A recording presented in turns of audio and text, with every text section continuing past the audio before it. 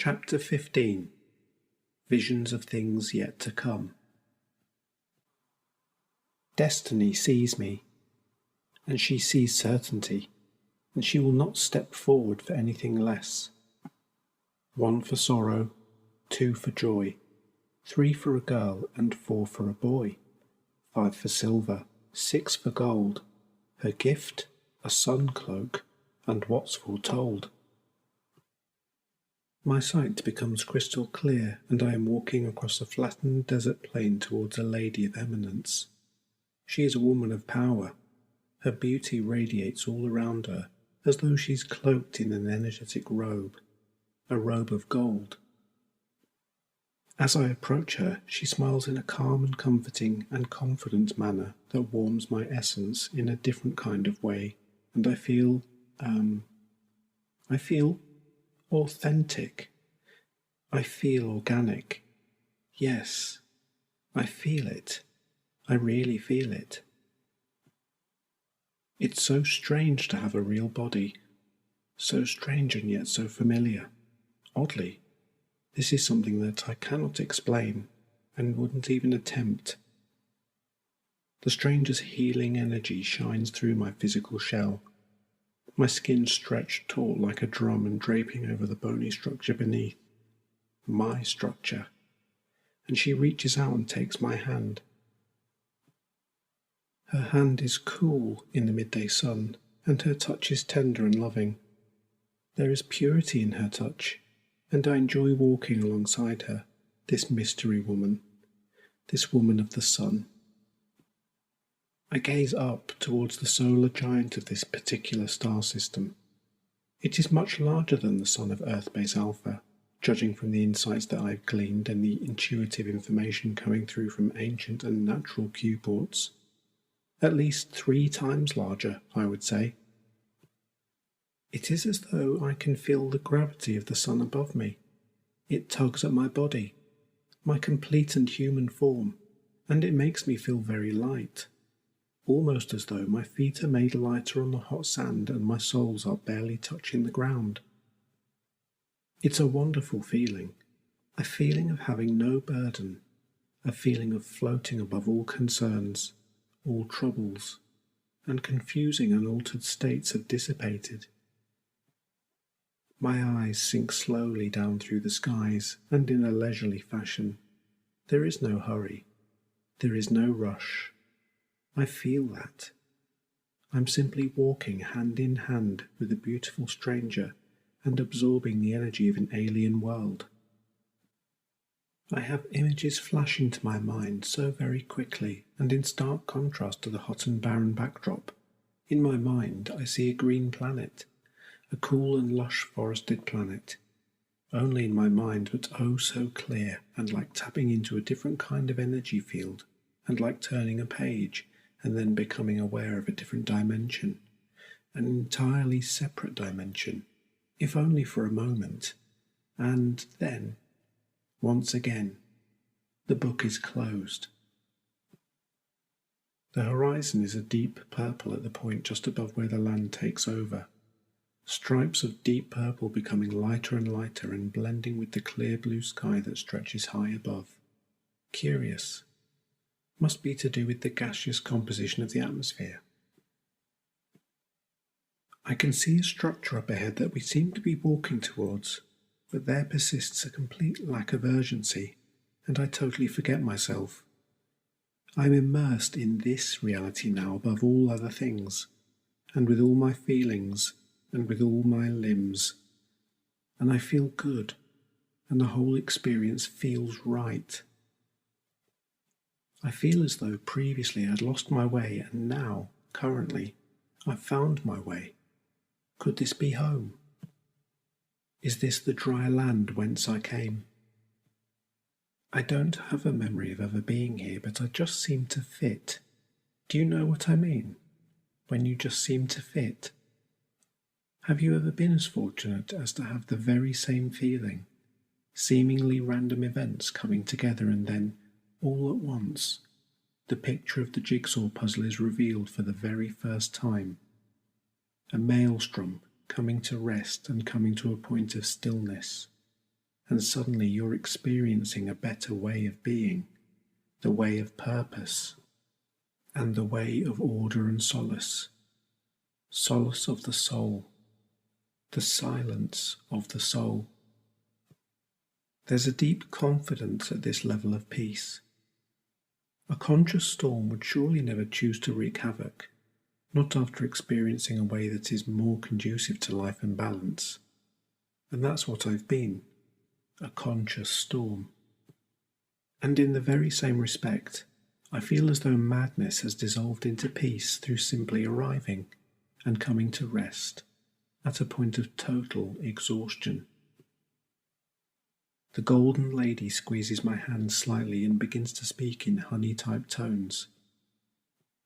Can you ever have too much sun? She looks at me expectantly, awaiting my answer with kind eyes. I hear myself retort. I'm sorry, I don't understand the question. She laughs and points in the direction that we are heading, and at the very unusual structure. From a distance away it seemed very large, but now we've made tracks and we're a little closer. It is clear how small the dwelling really is. It's made from a rock that has red and orange flashes embedded within its surface. Flashes that ignite in flurries at the smallest change of viewpoint. This place, surely, is to shelter but one or two. Two at a push, I'd say. Very snug but very inviting. A strange alluring property pulls me towards our nearing destination, and I have a sense of excitement too. Almost there, look. Welcome to my humble abode. My home is called the Sunstone. Come and see. I crouch down and shuffle through the entrance, and when inside I am able to stand. The internal space is, indeed, quite small but completely elegant and welcoming. There is a low circular sandy stone table in the centre of the small living space, and it has star charts carved into it. My newfound companion gestures towards some large cushions casually dotted about the table. Sit. It's been a while since I've entertained guests, and I've been expecting you for quite some time now, to be honest. She reads the micro-expressions on my face that reveal a slight confusion, and she laughs gently and simmers to a smile. My name is Verity, the bringer of love. A kind of cosmic Cupid, you'd say, for out of the darkness I bring forth light. I choose a cushion on the far side of the table and allow it to take my weight in silent support. The cushion is finely worked with a type of needlepoint and crochet. There is an image of an old-style Victorian pocket watch on the cushion's uppermost face. The time displayed, 3:45. I wonder to myself what it's all about. The elements of this place have a distinct and dreamlike quality to them, and I can't help but wonder whether there is meaning in the clock image. I mean, there has to be, doesn't there?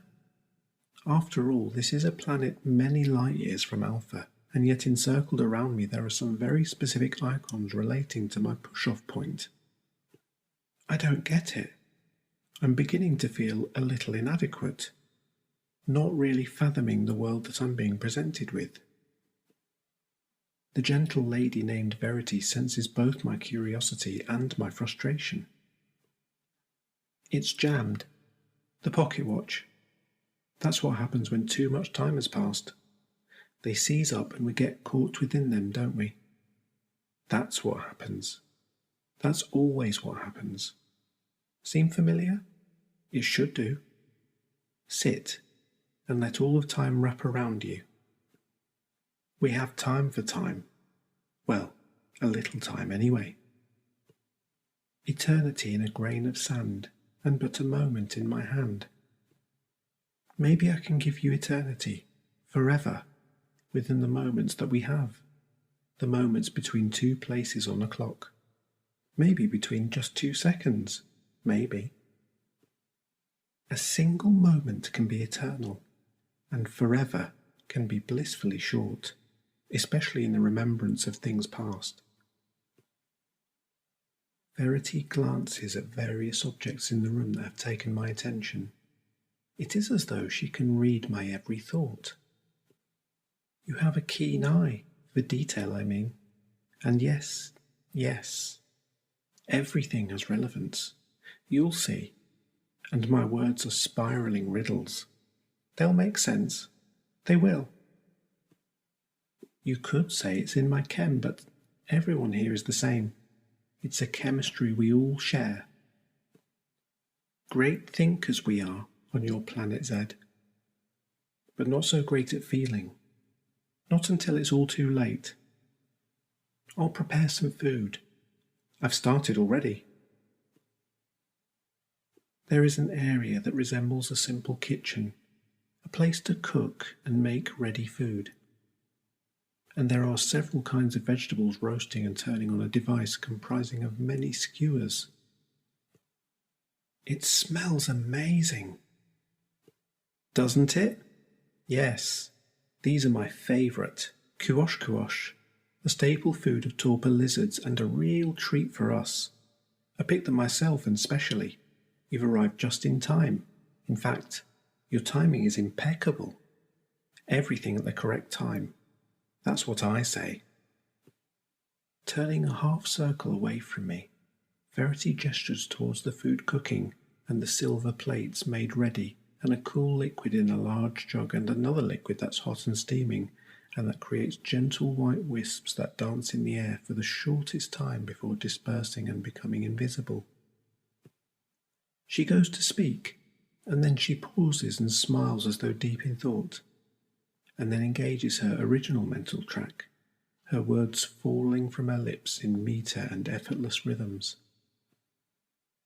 When sitting and sharing and eating, drinking wine and taking tea, when all this becomes ritual, it takes its place at the heart of our ability to see greatness in small things. Where is beauty to be found? In great things that, like everything else, are doomed to die, or in small things that aspire to nothing and yet know how to set a jewel of infinity in a single moment. It's all about moments at the moment, isn't it? Ha! Isn't it just? Verity stops abruptly and laughs more heartily at the quirky repetitiveness of her last remark. And it takes but one of these jewels, cashed in, to make the right decision, cast aside death, and bring forward life. My profound and very accommodating host leans forward and places a cup in front of me with something in it.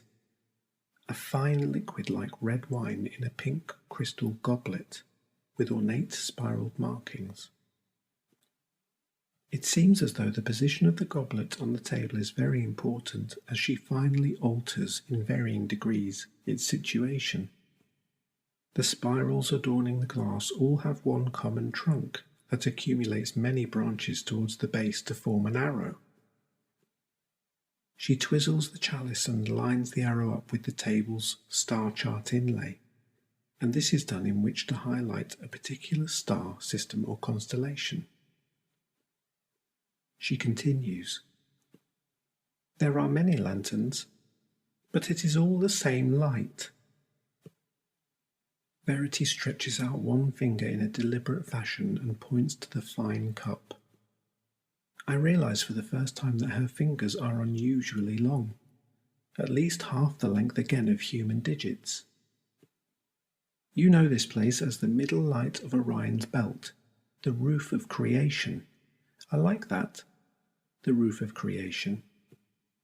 It's where we all go, eventually, when we have earned favour, enough favour and favour enough, to shuffle off and away from this quantum coil. And it is the one place that bridges all other places. She pauses and looks for my expressions, and nods in recognition of enough time allowed for her words to sink in, and, I must confess, even though she seems happy that I understand, in truth the meaning behind her cryptology continues to elude me. I pretend to understand, but also secretly know that ultimately nothing is getting past this mystical enigma. The cloaked female from a distant world who seems to know me far too well. Disconcertingly well. Have you ever seen a Tyrellian torpor lizard? She continues. The ones of Strata 5, odd little creatures they are, but I love 'em. You won't find 'em anywhere else in the whole of creation divine. Okay, torpor lizards, the standard sort, yeah, you'll find them anywhere, but the Tyrellians are something else. Very special. I have one as a pet companion, you know. Would you like to see? Maybe later. They don't mind captivity as long as they feel safe. In their natural habitat, they will watch their world pass by 1 year per minute, Earth-based time, until the rains come, the binary suns, like twin fire bows streaking across the blood-red skies of a muted planet, a global wilderness, most harsh. And that's the thing, the reason for my bringing it up. Think about it. Time warping has always existed in nature, Mother Nature, alien nature, universal nature. It's all the same thing, really.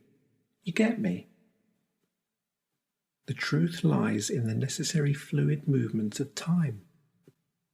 The truth is, warps need to happen, albeit micro warps, before any form of consciousness is summoned towards the material plane. Without natural time warping, there is no consciousness. Time warps consciousness. Consciousness warps time. It's all so simple when you say it out loud. And this brings me to, well, you. When considering the phantasms leading and chasing Mr. Time displacement that your mind so readily gravitates back to, we see all the same effects witnessed in the micro-universe, but they are simply transposed into the macro-universe. The place of the very small is mirrored in the very large. Now you're getting it.